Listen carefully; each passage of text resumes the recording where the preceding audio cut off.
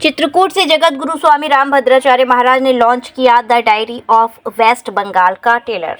देश व विदेश में हो रहे हिंदू बहन बेटियों पर अत्याचार, लव जिहाद, बलात्कार जैसी घटनाओं को लेकर समाज को झकझोर देने वाली film the diary of West Bengal का ट्रेलर धर्मनगरी चित्रकूट में तुलसी पीठाधीश्वर जगत गुरु स्वामी रामभद्राचार्य महाराज द्वारा लॉन्च किया गया। इस दौरान फिल्म के प्रोड्यूसर व डायरेक्टर सहित फिल्म कलाकार मौजूद रहे। पिक्चर इन क्राफ्ट के बैनर तले बनी film the diary of West Bengal के ट्रेलर लॉन्चिंग के दौरान निर्माता वसीम रिजवी ने जगत गुरु स्वामी रामभद्राचार्य महाराज से आज तुलसीदास जी के जन्मदिन महोत्सव के दौरान गुरु दीक्षा ली और बन गए राम नारायण त्यागी। उन्होंने आज से मुस्लिम धर्म को छोड़कर हिंदू सनातन धर्म को स्वीकार किया। इस दौरान जगत गुरु स्वामी रामभद्राचार्य महाराज ने कहा कि हिंदू संगठित हो नहीं तो ऐसे ही उन पर अत्याचार होते रहेंगे। हम सभी को मिलकर हिंदुओं को एक बार फिर जगाने का समय आ गया है। हम देश के 80% हिंदुओं को जगाने का काम करेंगे। बांग्लादेश में हो रही ऐसी घटनाएं हिंदू समाज व राष्ट्र के लिए कष्टकारी हैं। फिल्म निर्माता वसीम रिजवी उर्फ राम नारायण त्यागी ने कहा कि भारी चुनौतियों के बीच ये फिल्म बनी है, जिसे जगत गुरु स्वामी रामभद्राचार्य महाराज ने इसका ट्रेलर लॉन्च किया है। इसके बाद इसका ट्रेलर देश ही नहीं दुनिया में भी आज से देखा जाएगा। उन्होंने कहा, हमारी फिल्म बांग्लादेश में 1 अक्टूबर 2001 को हिंदू बेटी के साथ हुए सामूहिक बलात्कार की घटना पर आधारित है, जिसका कट्टरपंथी समाज के युवक सामूहिक बलात्कार करते हैं। इसके बाद उसकी मौत हो जाती है। उसी के परिवार की एक बेटी न्याय के लिए पश्चिम बंगाल आती है। उस दौरान ये मामला अखबारों व चैनलों की हेडलाइन बन जाता है, जिसे तस्लीमा नसरीन ने भी अपनी किताब में लिखा था।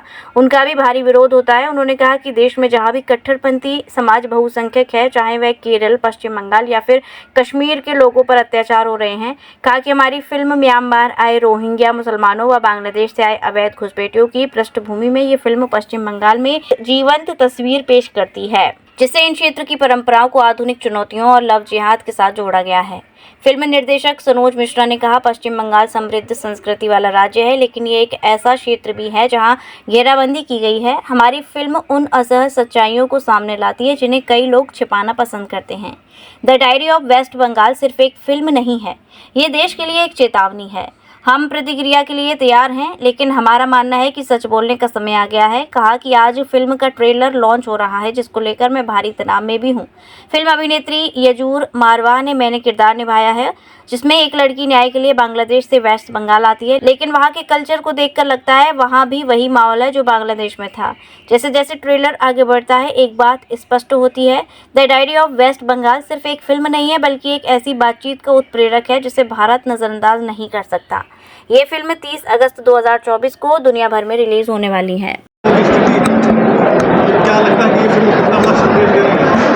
बस प्रत्येक हिंदू जागृत हो जाए और हम प्रत्येक हिंदू के प्रत्येक अपमान का उन्हें दंड देंगे। अब बस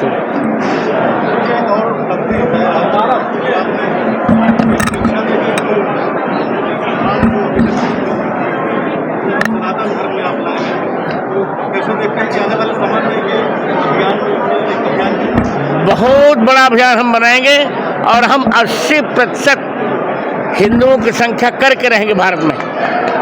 लिख लीजिए। जी, मेरे इसमें 2 किरदार हैं, एक अतीक और एक प्रतीक, पॉजिटिव नेगेटिव दोनों हैं।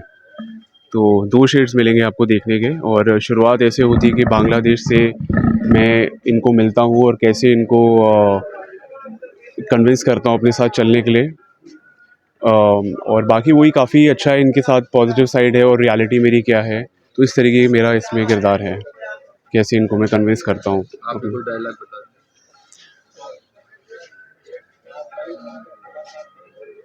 भाईजान, वेद, पुराण, गीता, सभी धार्मिक किताबों के एक बार और लेता हूँ भाईजान, वेद, पुराण, गीता और सभी धार्मिक किताबों के फेरबदल करके फ्री में देश भर में भेजी जा रही है। का सामना करना था। जैसे त्यागी जी ने बताया कि जो फैमिली के साथ जो हुआ था और वहाँ से एक लड़की भाग गई थी इंडिया आके, और उसे चाहिए था कि उसको यहाँ पे आके जस्टिस मिले। और जब वो देखती कि उसके जो यहाँ पे हालात है हिंदुओं के वो सेम है जो वहाँ पे बांग्लादेश में चल रहे, तो वो उसके साथ जो भी इनजस्टिस होता है, जो भी ऑपरेशन होता है, वो चाहती है कि वो आवाज़ उठाए और ह्यूमन राइट काउंसिल, गवर्नमेंट सबको बताए कि उसके साथ क्या हुआ है और वहाँ पे क्या हो रहा है हिंदुओं के साथ। तो ये कहानी है ये लड़के की।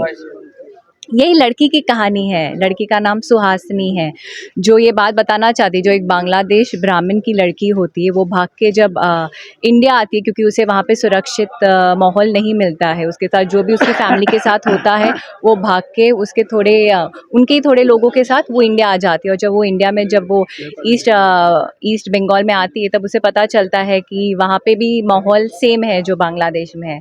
तो उसी पर से उसे थोड़ा सरप्राइजिंग लगता है कि यहाँ पे भी वही माहौल है जो वहाँ पे था। तो फिल्म के माध्यम से देशवासियों को, खासकर महिलाओं को क्या संदेश देना चाहिए? मैं देशवासियों को ये बताना चाहूँगी कि आपका जो हक है उसके लिए हमेशा लड़िए।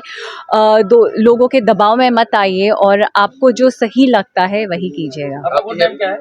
मेरा गुड नेम अर्शन मेहता है। आपकी आज जो फिल्म का प्रमोशन हुआ है, ये आज इसको चित्रकूट में आप धार्मिक नगरी में किया है, तो इसका क्या सबसे बड़ा महत्व है? देखिए, सबसे बड़ा महत्व तो ये है कि आदरणीय जगत गुरु रामभद्राचार्य जी महाराज ने फिल्म की पर सहमति दी, अनुमति दी फिल्म को रिलीज़ करने के लिए, और ख़ुद अपने स्टेज से हमारी फिल्म का ट्रेलर रिलीज़ किया, जो आज से हमने उसे वायरल कर दिया है। और सबसे बड़ा हम खुशकिस्मत इसलिए अपने को समझते हैं कि आज धर्म की एक नगरी से और इतने बड़े जग गुरु के माध्यम से हमने अपनी फिल्म की शुरुआत की है, क्योंकि ये फिल्म जो बहुसंख्यक समाज है पश्चिम बंगाल में, जहाँ जहाँ अल्पसंख्यक हावी हो रहा है, चाहे वो पश्चिम बंगाल हो, चाहे कश्मीर हो, चाहे आसाम हो, चाहे तमिलनाडु हो, चाहे केरल हो, हर जगह यही प्रॉब्लम है। जहाँ एक मुस्लिम समाज की संख्या बढ़ती है, वहाँ बहुसंख्यक समाज को भागना पड़ता है। कश्मीर में भी वही हुआ, आज बांग्लादेश में भी वही हो रहा है जो आप देख रहे हैं। वहाँ से किस तरह से हिंदुओं का कत्ल किया जा रहा है, हम इस फिल्म को पहले ही शूट कर चुके थे। वो सारी चीज़ें जो आज दिखाई दे रही हैं न्यूज़ के माध्यम से, जब हमारी फिल्म आएगी तो आप फिल्म के माध्यम से भी देखेंगे कि हमने वही सारी चीज़ें दिखाई हैं जो आज वहाँ हो रही हैं। ये फिल्म बनाना कितना कठिन था, क्या क्या बन रहे हैं? फिल्म बनाना तो देखिए, जाहिर सी बात है, इस तरह के इश्यूज़ के ऊपर फिल्म बनाना कठिन तो होता ही है। किसी तवाइफ के कोठे की अगर रिकॉर्डिंग फिल्म बना दी जाए या रिकॉर्डिंग कर ली जाए तो वो बहुत आसान होता है, लोग भीड़ लगा के उसको देखते हैं। जब एक धर्म के लिए और एक किसी के दर्द को दिखाने के लिए कोई इस तरह की असलियत को उजागर करती हुई फिल्म बनती है, तो हर तरह की परेशानियां आती हैं, चाहे सरकारी परेशानियां हों, चाहे ग्राउंड लेवल की परेशानियां हों। लेकिन हमारी पूरी टीम ने बड़ी हिम्मत के साथ में इसमें अपनी हिम्मत का मुजाहरा किया। सवाल ये है कि देखिए, फिल्म में सबसे अहम चीज़ ये है कि हमारी फिल्म बांग्लादेश के एक उस घटना से शुरू होती है जिसका जिक्र तस्लीमा नसीम ने अपनी किताब लज्जा में किया था, और बाद में बहुत से अखबारों में उस घटना का जिक्र किया था। सिराजगंज बांग्लादेश का एक कस्बा है, वहाँ की एक घटना है 1 अक्टूबर 2001 की, जिसमें एक अनिल चंद व्यक्ति है जो अपने परिवार के साथ रहता था। वहाँ पर अचानक मुस्लिम कट्टरपंथियों ने हमला किया और काफिर कह के उस पूरे परिवार की हत्या कर दी। और उसी हत्या के दौरान उसकी एक 14 साल की बच्ची थी, पूर्णिमा उसका नाम था, उसके साथ गैंग रेप हो रहा था। तो माँ ने अपनी बच्ची को बचाने के लिए जो अल्फाज बोले, हम ये समझते हैं कि हर माँ का कलेजा उसको देखकर काँप जाएगा, जिसमें उसने कहा कि अब्दुल अली, जो वहाँ मेन दरिंदा था, उसका नाम अब्दुल अली था, तो अब्दुल अली को आवाज़ दे कहा कि अब्दुल अली एक एक करके करो वरना मर जाएगी हमारी बच्ची। लेकिन बाद में वो बच्ची मर भी गई, और वो उसी में से एक परिवार की लड़की वहाँ से निकलती है न्याय मांगने, जस्टिस लेने के लिए, उन दोषियों को खिलाफ़ कार्रवाई कराने के लिए किसी तरह से इलीगल तरीके से भारत आती है। भारत में वो रोहिंग्या का शिकार होती है, फिर वो पश्चिम बंगाल में वही सब देखती है जो बांग्लादेश में देख के आई थी। इसी के ऊपर आधारित है हमारी फिल्म। मैं मूवी के बारे में त्यागी जी ने अभी बहुत विस्तार से बताया आप लोगों को, और मैं एक्चुअल में फिल्म चूँकि रिलीज़ पर है और मैं इस वक्त इतना मानसिक तनाव में हूँ कि मैं किसी तरह का कोई स्टेटमेंट देने में या कुछ बताने में या कोई डायलॉग बोलने की मेरी हिम्मत नहीं है, बिकॉज ऑफ पुलिस का इतना प्रेशर है मेरे ऊपर और मेरे साथ कुछ भी हो सकता है, बस यही कह सकता हूँ। विश्व स्तरीय चिकित्सा सुविधाओं से युक्त JP diagnostics radiology and pathology centre, Mathura का पहला complete radiology and pathology diagnostic facility से सुसज्जित। Doctor Deepak Agarwal and doctor Nidhi Agarwal JSR Tower, Govardhan Crossing, NH